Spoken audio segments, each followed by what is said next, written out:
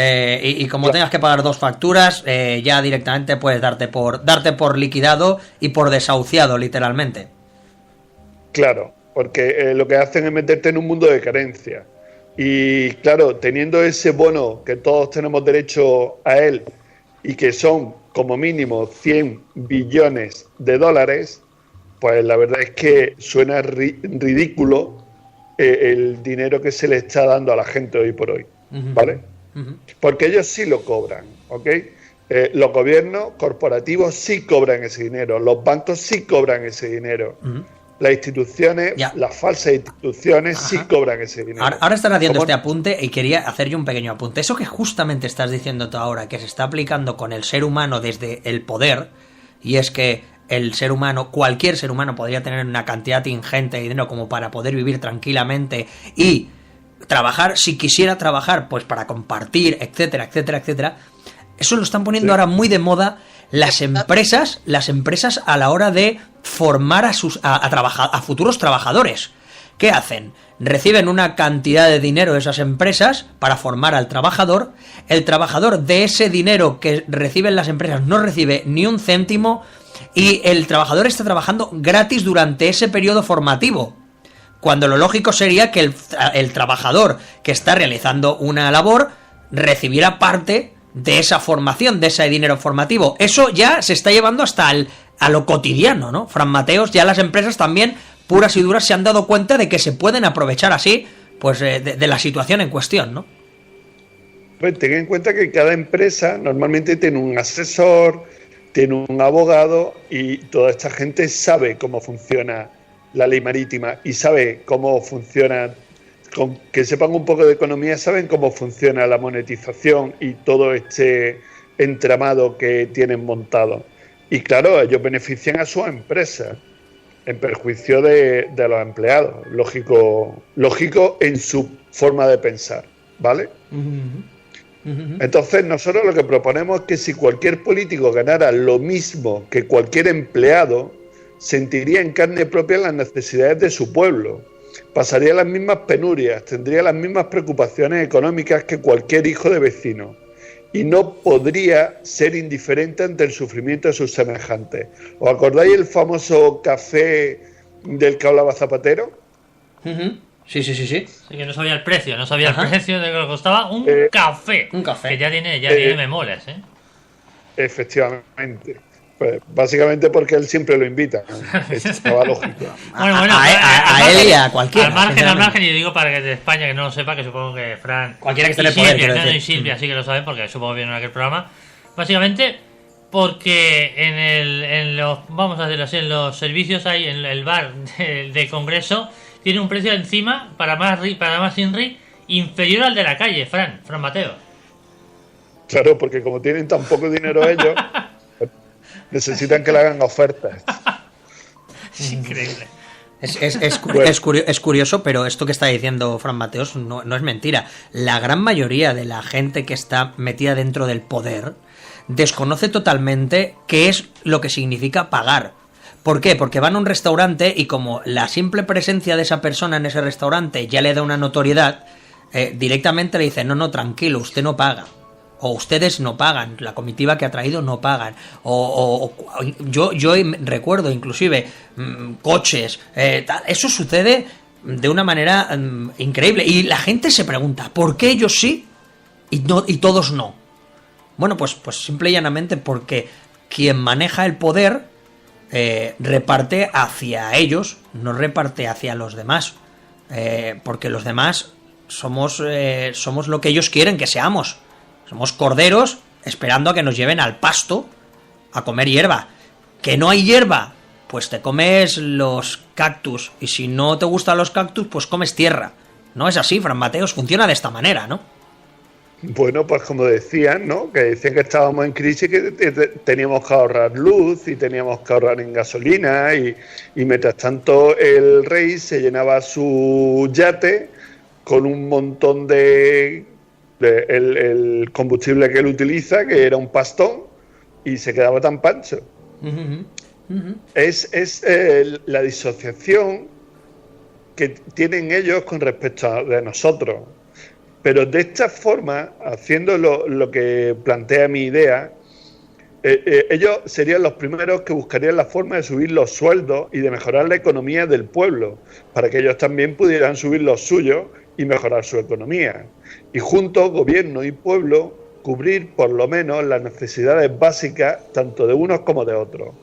Además, esta ley sería un filtro importante para que los políticos sean verdaderamente altruistas, ya que el factor dinero no sería un incentivo para que la política sea una profesión y no un negocio deseado por sus beneficios económicos.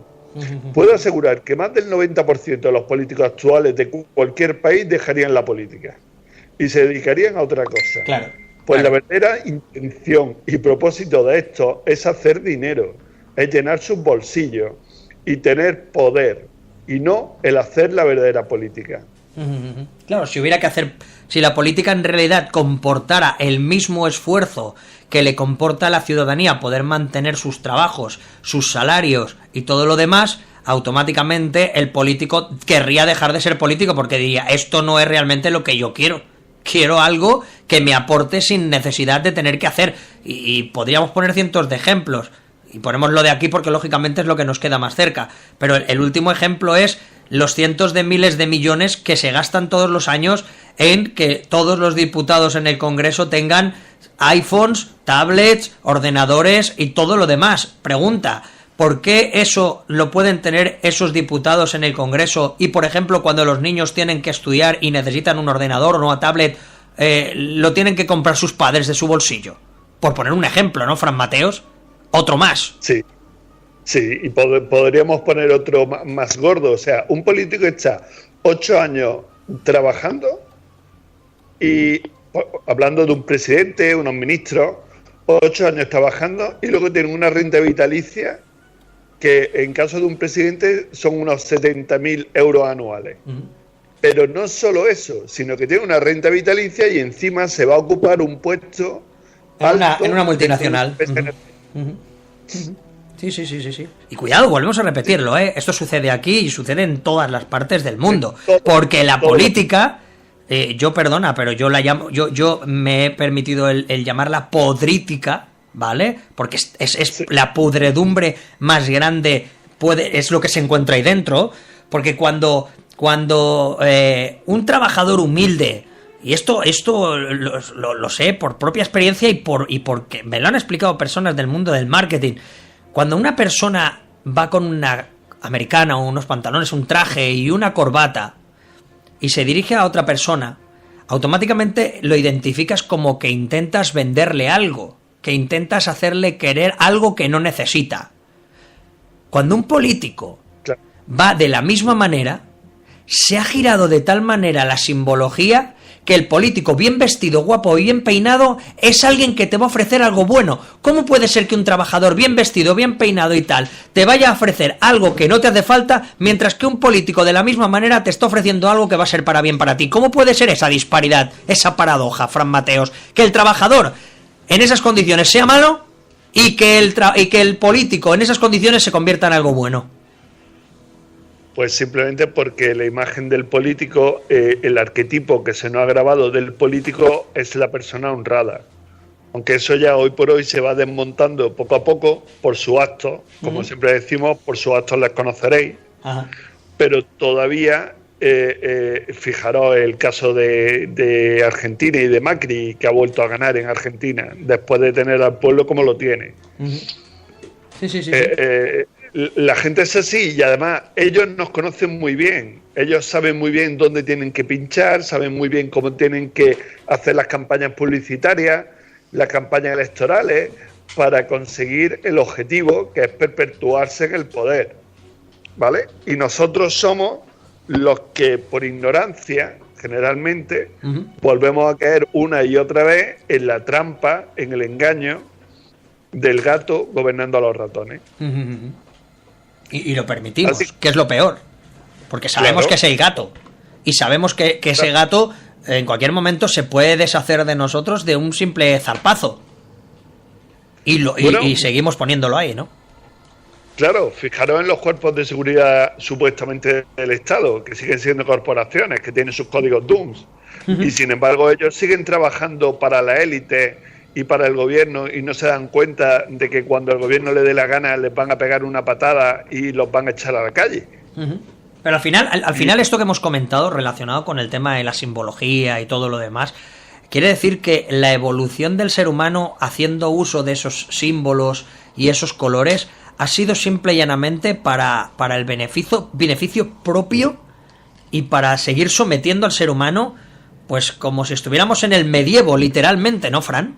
Claro. A la gente le puedes ver con una tablet o le puedes ver con un ordenador y tal, y puedes decir, bueno, pero no podemos comparar en aquellos tiempos en los que la comunicación era, bueno, llegaba a caballo, en el que para poder acceder a un chusco de pan tenías poco menos que dar un brazo.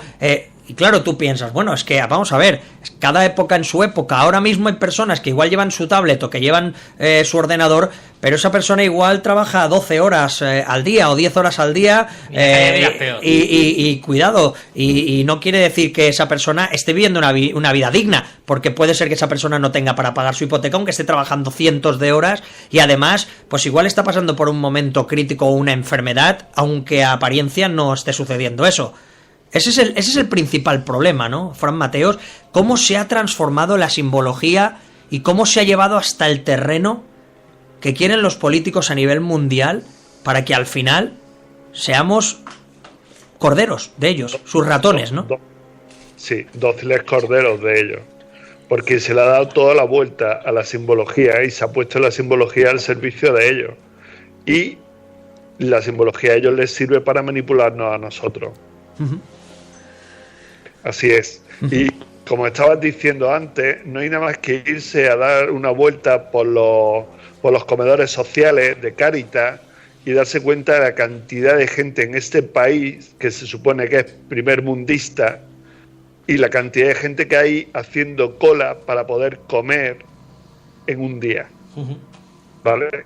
Que ese tipo de cosas no sale en el telediario. En el telediario nos ponen 40.000 cosas hablándonos de lo que está pasando en Rusia, o de lo que pase en Estados Unidos, o de lo que está pasando en Cataluña.